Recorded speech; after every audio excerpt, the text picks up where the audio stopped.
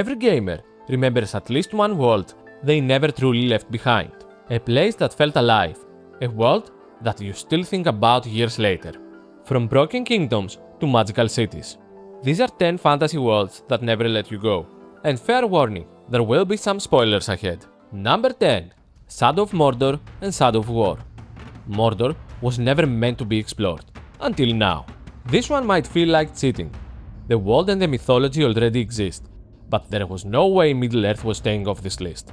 You follow Talion, a ranger who lost everything to Sauron's forces, brought back by Celebrimbor, the elven smith who forged the Rings of Power.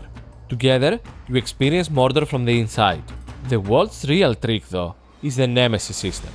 As the Bright Lord, you weaken the orc armies by hunting captains and dominating their leaders. And here's what makes it different from everything else. They remember you, and they make sure you remember them. They learn from your tactics, they adapt, they even ambush you. The Nemesis system makes the world feel like it has opinions about you, constantly reacting, constantly evolving.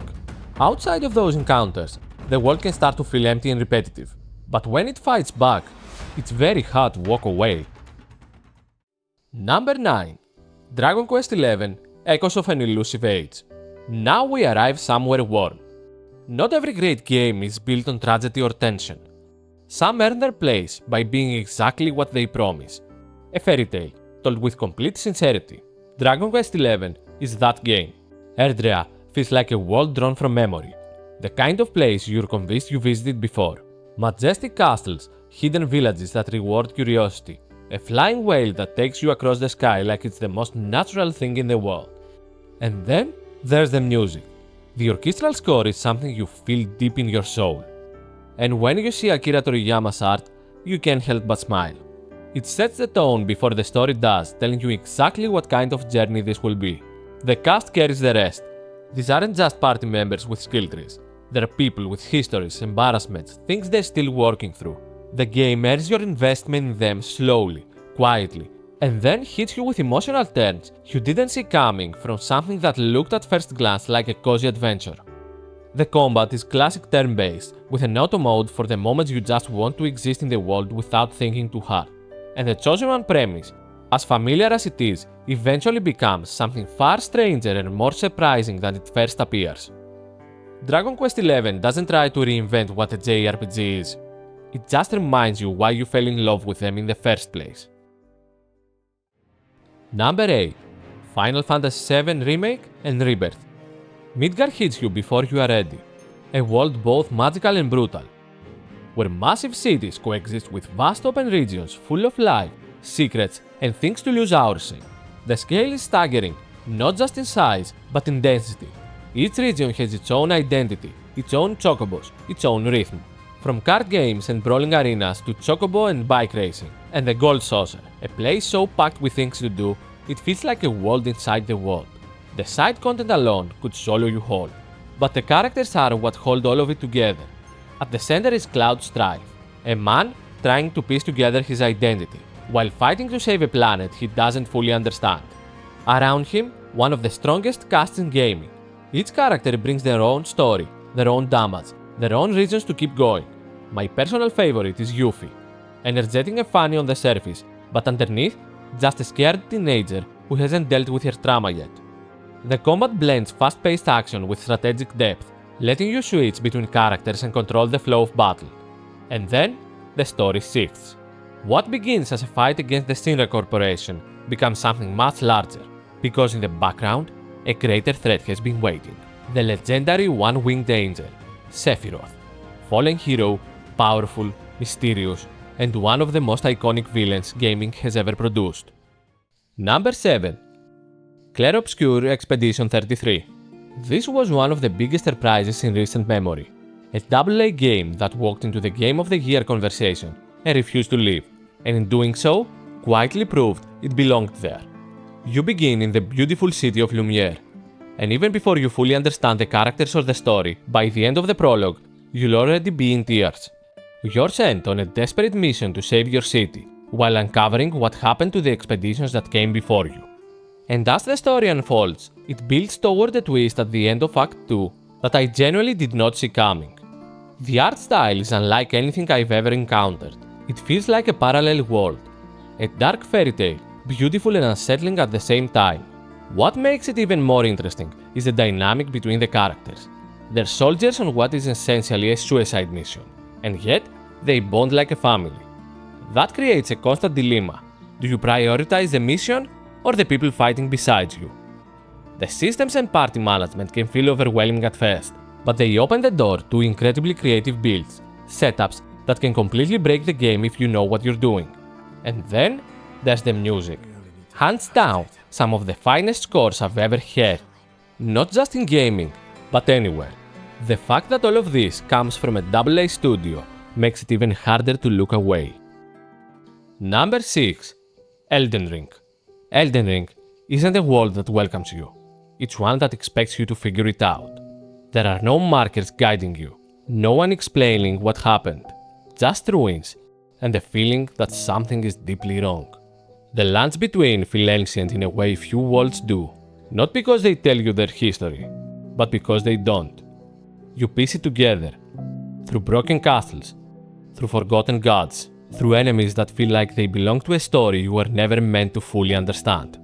I spent hours just looking for one katana, hours of exploring, getting lost, dying. And when I finally found it, somehow, it felt like more of an achievement than beating half the bosses. You're not following a narrative, you're uncovering one. Every direction feels like a risk, every discovery feels earned, and the more you explore, the more the world reveals just enough to keep you going. Not answers, not clarity, just curiosity. And before you realize it, you're not trying to understand the world anymore. You're just lost in it. Number 5. The Elder Scrolls V: Skyrim. This isn't just a world you explore, it's one you experience. A frozen land where dragons rule the skies, and every path feels like it might lead to something you weren't supposed to find. The Dwemer are gone, not defeated, not destroyed, just gone. And somehow, that makes everything feel bigger. But what keeps you there is the freedom. You can join the Dark Brotherhood and become the most feared assassin in the land. You can take sides in a civil war that has no clean answer, or accidentally become a vampire and completely destroy the build you spent hours on. Yeah, that definitely didn't happen to me. Because that's the thing about Skyrim. It doesn't react to your choices the way other games do. But it doesn't need to. The world is so dense, so full of things to discover, that it ends up feeling personal anyway. And after a while, you're not following a story, you're just living one. Number 4. The Legend of Heroes Trails series. It starts small, deliberately, almost suspiciously small. The early entries introduce you to Zemuria through the eyes of a young bracer, helping people, taking on small jobs, learning how this world works one town at a time. But slowly, the scope expands, and before you realize it, you're caught in conflicts that reshape entire nations. This is where the series truly shines, its world building. Each region feels completely distinct, with its own identity and culture. These aren't just different locations. There are different ways of thinking about the world. What sets it apart is time. Characters grow older across games, their development feels natural and earned, because events in one arc directly shape the next. Nothing is forgotten, nothing is wasted. The tone may seem light at first, but when the story gets darker, and it does, it hits much harder than you expect, especially in cases like Ren, where the weight of the world lands quietly without warning. In Trails, the world never stands still. Nations move forward, and somehow, every story still feels connected. No other series has made its world feel this alive. Number 3. Baldur's Gate 3. Every game claims your choices matter. This one means it. From major decisions to small dialogue options, the world adapts constantly to your actions, creating a different experience every time you play. Not in a marketing promise way, in a I can't believe that actually worked way. The world earns that freedom through its characters. Every companion has their own story, their own beliefs, their own breaking points. From the strict traditions of the Githyanki to Shadowheart's dark religious past, to charming vampires and manipulative demons. This is a world built on clashing ideologies and strong personalities, and within that world, you are completely free. Will you fight your way through every problem, or talk your way out of it? Will you become a hero, or something far darker. The possibilities feel almost endless. But no matter what you choose, please, save the dog. Number 2. Dragon Age Origins.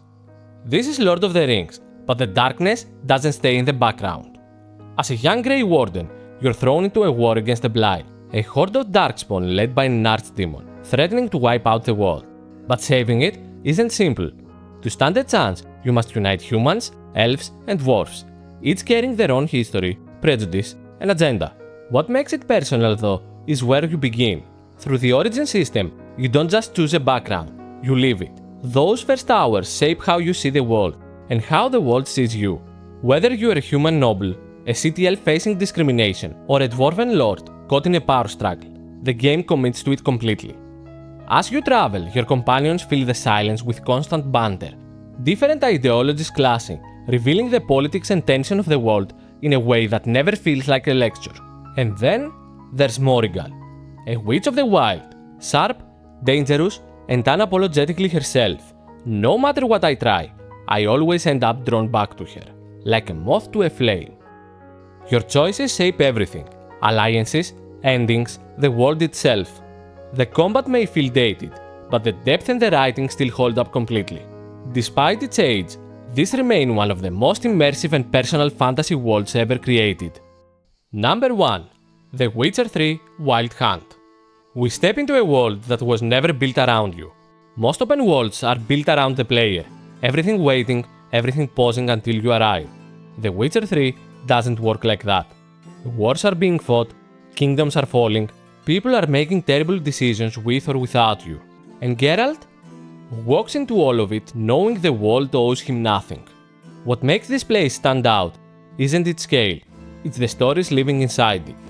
A side quest that starts as a simple investigation and ends up with you sitting in silence, realizing there was never a good choice. A village cares not by some ancient evil, but by something painfully human. Characters who lie to you, not because the game is trying to trick you, but because that's who they are. You get involved. You try to help. Sometimes that's enough, sometimes it isn't. Somewhere in the middle of all this, you'll sit down for a game of Gwent with a merchant who has nothing to do with the main story. Because that's what The Witcher 3 does best. It makes the world feel bigger than the story itself. Even with a wild hunt always somewhere in the background, the real magic was never just the threat chasing you. It was the world waiting for you around every corner. And when it's finally over, when you finally walk away, you realize something unsettling. The world didn't need you, and it never will. This world stayed with me, and no matter how much time passes, I always find my way back. If there's a world that stayed with you, I'd like to hear it in the comments. If you enjoyed this, there's more coming. And as always, enjoy the grind.